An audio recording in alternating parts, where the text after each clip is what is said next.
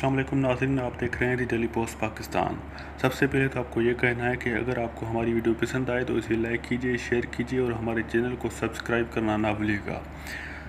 क्या general retired Aslam bag गद्दार हैं? पाकिस्तान के साबिक army chief general retired Aslam Beg ने अपनी किताब में कुछ अहम और नए इंकशाफात कर डाले हैं। वो लिखते हैं कि नवाज शरीफ को इक़्तिदार से अलग करना एक साजिश थी। जी हाँ, पाकिस्तान में रिटायरमेंट के बाद सच बोलने की रवायत पुरानी नहीं है। इससे मिलते जुलते इंकशाफात जनरल शाहिद अजीज़ ने भी अपनी किताब ये खामोशी कहाँ तक में किए थे, जिसके कुछ अरसे बाद वो मंजर से गायब हो गए। साबिक ISI chief general retired Asad Durrani ने भी अपनी किताब, जो उन्होंने भारतीय खुफिया एजेंसी के साबिक सरबराह के साथ मिलकर लिखी थी, में कुछ अहम इंकशाफात किए थे, जिसके बाद उन्हें कुछ दिन पहले हुई एजेंसी के साबिक सरबराहों की तकरीब में शिरकत करने की दावत नहीं दी गई। रावलपिंडी के साबिक कोर कमांडर जनरल जमशेद गुलजार क्यानी ने जनरल रिटायर परवेज़ मुशर्रफ के मुतालिक कुछ हक़ाइक़ बयान किए थे और फिर कुछ अर्सा गुमनामी में रहने के बाद वो रज़ाए इलाही से इंतकाल कर गए। अब जनरल रिटायर असलम बेग ने अपनी किताब इक़्तिदार की मजबूरियों में कुछ अहम हक़ाइक़ से पर्दा उठा लिया है।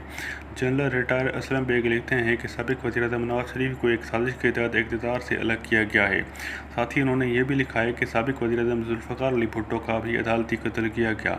भुट्टो के अदालती कत्ल पर तो साबिक चीफ जस्टिस नसीम हसन शाह ने भी कहा था कि हम पर भुट्टो को तख्तेदार पर लटकाने का प्रेशर था।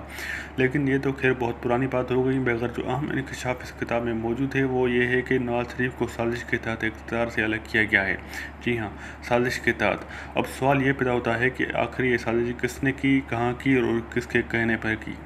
वो मज़ीद लिखते हैं कि पाकिस्तान की एटमी ताकत बनने में जिन 5 अफराद का अहम किरदार था, उसमें पहले ज़ुल्फ़िकार अली भुट्टो का अदालती कत्ल हुआ, दूसरे नवाज शरीफ के जिसने एटमी धमाके किए उसको पहले हुकूमत से बेदखल करके जलावतन कर दिया गया और फिर दूसरी मरतबा उन्हें हमेशा के लिए नाअहल कर दिया गया। जनरल ज़ियाउल हक हादसे का शिकार हो गए और बेनज़ीर भुट्टो कत्ल कर दी गई, जबकि डॉक्टर अब्दुल कदीर के हवाले से वो लिखते हैं कि उन्हें बहुत ही शर्मनाक तरीके से ट्रीट किया गया। अब नवाज शरीफ के बारे में तो हम सबको पता है और ये तो बहुत ही हालिया वाक़या है कि उन्हें पहले पानाम में फंसाया गया और फिर अकामे पर नाअहल करके निकाल दिया गया। लेकिन जनरल रिटायर असलम बेग के मुताबिक नवाज शरीफ को साजिश के तहत हटाया गया है। याद रहे कि नवाज शरीफ भी यही बयानियाँ लेकर चल रहे हैं कि मुझे क्यों निकाला। उनका भी मौक़िफ़ उनसे मिलता जुलता है और वो भी यही समझते हैं कि उन्हें साजिश के तहत निकाला गया था।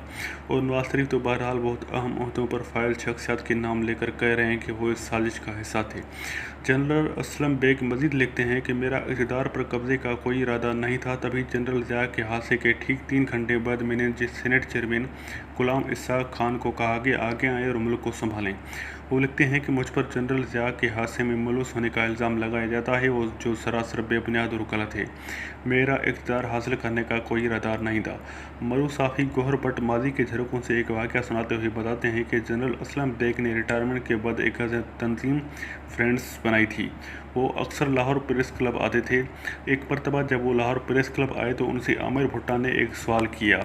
जब ज़िया ने जूनजो हुकूमत ख़त्म कर दी थी तो जूनजो सुप्रीम कोर्ट गए थे कि जनरल ज़िया ने 58(2)B का गलत इस्तेमाल किया है और उसकी हुकूमत को बहाल किया जाए, जो दरख्वास्त सुप्रीम कोर्ट ने रद्द कर दी थी। तो जब जनरल ज़ियाउल हक हत्यारे हादसे में दुनिया से चले गए तो उसके बाद उस वक्त के टाइम मैगज़ीन ने यह दावा किया था कि उस वक्त अदलिया पर दबाव डाला गया था और जूनजो हुकूमत बहाल होने नहीं दी गई थी और ये दबाव डाला गया था जनरल असलम बेग की तरफ से, जो उस वक्त आर्मी चीफ थे। तो गौहर भट्ट साहब के मुताबिक जनरल असलम बेग से लाहौर प्रेस क्लब में उस वक्त ये सवाल हुआ कि आया ये सही था, तो जनरल असलम बेग ने इसकी हामी भरी थी और जनरल असलम बेग के मुताबिक उस वक्त अवाम इलेक्शन के बोर्ड में थे और उस वक्त अगर सुप्रीम कोर्ट जूनजो हुकूमत बहाल कर देती तो माहौल ख़राब हो जाता। इसलिए मैंने उस वक्त के चीफ जस्टिस पर जोर दिया था कि जूनजो हुकूमत को बहाल ना किया जाए। ये उस वक्त बहुत बड़ा इंकशाफ था जो कि अगले रोज़ सारी अखबारात में से सुर्खियों में शाया रहा। गौहर भट्ट मज़ीद बताते हैं कि तो आमिर भुट्टो जनरल असलम बेग की ऑफिस उनसे मिलने गए और उन्हें बताया कि आपकी बात पर सुप्रीम कोर्ट ने नोटिस ले लिया है और चीफ जस्टिस ने कहा है कि आपने उनसे माफ़ी मांगी है और आपने उनसे اس से इनकार किया है जो अखबारात में छपा है। तो उमर भुट्टा कहते हैं कि जनरल असलम बेग ने लिख कर साइन करके दिया कि ये सब मैंने किया था और उसके बाद वहाँ कुछ ऐसी बातें भी हुई जो यहाँ बयान की जा नहीं सकती।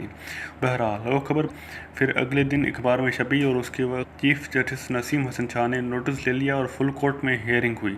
जनरल असलम बेग और सब रिपोर्टर्स को वहाँ बुलाया गया। बहरहाल ये ऐसी तलख यादें हैं जो बताती हैं कि कैसे हमारी कोर्ट्स और इस्टेब्लिशमेंट का गठजोड़ मौजूद रहा है।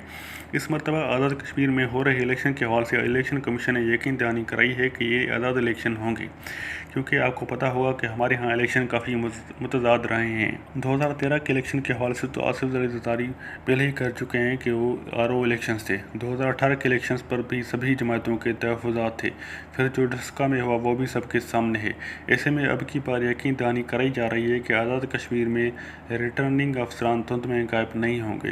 तो जी ये तो हमारे हालात हैं। और ऐसे में फिर जनरल असलम बेग की किताब आ जाती है जिसमें वो कह रहे हैं कि नवाज शरीफ को साजिश के तहत हटाया गया था। इस तरह के इंकशाफात जस्टिस शौकत सिद्दीकी ने भी किए थे कि उन पर नवाज शरीफ के खिलाफ फैसला करने का दबाव डाला गया था, और जब उन्होंने इनकार किया तो कहा गया कि फिर तो हमारी 2 साल की मेहनत ज़ाया हो जाएगी। इस पर उन्हें अपने ओहदे से हटा दिया गया और उनकी इस फैसले के खिलाफ अपील भी नहीं सुनी जा रही। और फिर इसके बाद जज अरशद मलिक ने भी ऐसे कुछ इंकशाफात किए थे कि उन पर नवाज शरीफ के खिलाफ फैसला देने के लिए दबाव डाला गया और उनकी एक पुरानी वीडियो के ज़रिए उन्हें ब्लैकमेल किया गया।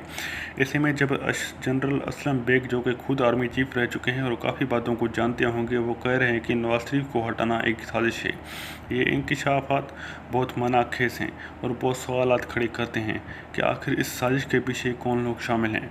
बहरहाल किसी न किसी दिन तो इस साजिश से भी पर्दा ज़रूर हटेगा और बेसपदा चेहरे ज़ाहिर होंगे।